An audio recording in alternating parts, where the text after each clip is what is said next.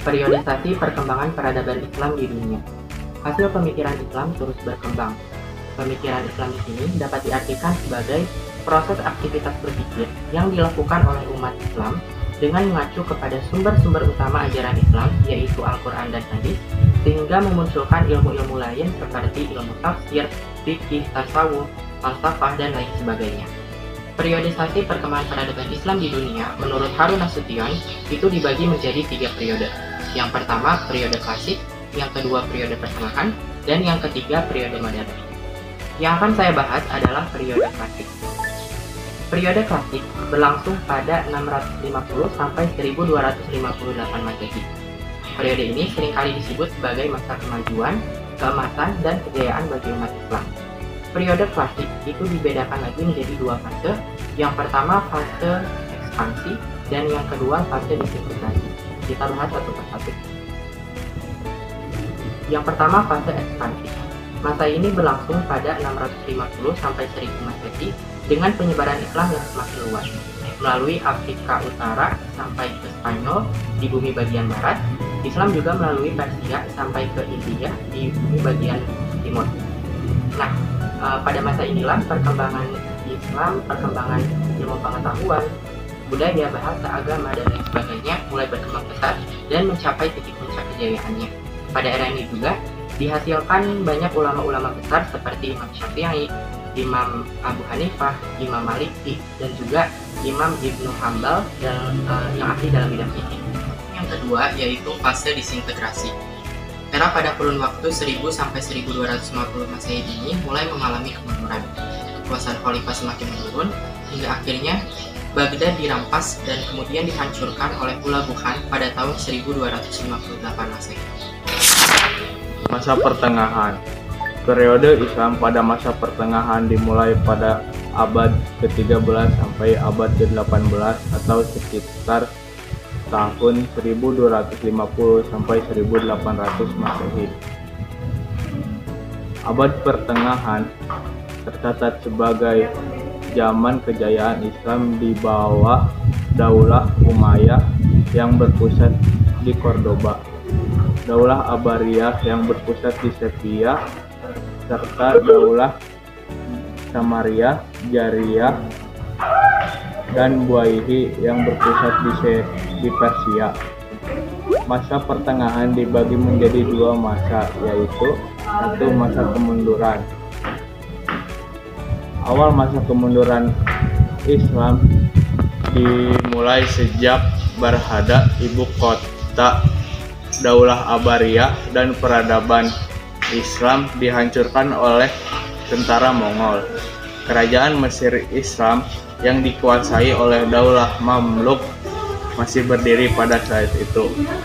Pada saat itu terjadi kerugian di bidang ekonomi, ilmu pengetahuan, budaya, filsafat, dan arsitektur. Daulah Mamluk mengalami keruntuhan dikarenakan 1. Gaya hidup para pemimpin yang hedonisme. 2. Para pemimpin yang sudah tidak memperhatikan perkembangan kerajaan. Masa 3 kerajaan besar pada tahun 1500 hingga 1800 Masehi. Masa tersebut menjadi simbol kebangkitan negara Islam setelah runtuhnya daulah di Baghdad. 3 kerajaan tersebut yaitu yang pertama Kerajaan Turki Utsmani di Istanbul, yang kedua Kerajaan Safawiyah di Persia, dan yang ketiga Kerajaan Mughal di India. 3 kerajaan tersebut mengalami keruntuhan. Faktor-faktornya adalah yang pertama lemahnya sistem pemerintahan Islam, yang kedua serangan dari kelompok Nasrani, yang ketiga kurangnya tanggung jawab dari pemimpin negara terhadap pentingnya menjaga kekuasaan wilayah. Keempat, kesulitan menyatukan negara. Yang kelima, lemahnya sikap para pemimpin. Yang keenam, krisis ekonomi yang melanda negara Islam. Yang ketujuh, merosotnya moral para pemimpin. Dan yang terakhir adalah tidak berkembangnya ilmu pengetahuan dan teknologi. periode modern 1800 hingga sekarang.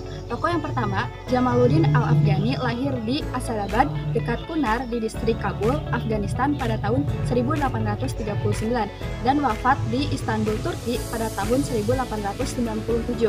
Dia merupakan seorang tokoh pembaruan Islam yang konsisten dengan pemikirannya.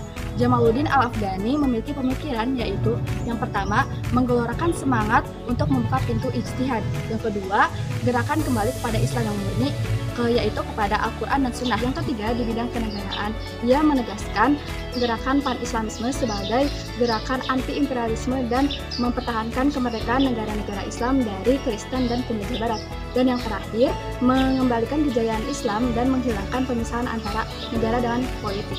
Tokoh yang kedua adalah Muhammad Abduh. Ia lahir di Delta Nil tahun 1849 dan meninggal di Mesir pada tanggal 11 Juli 1905.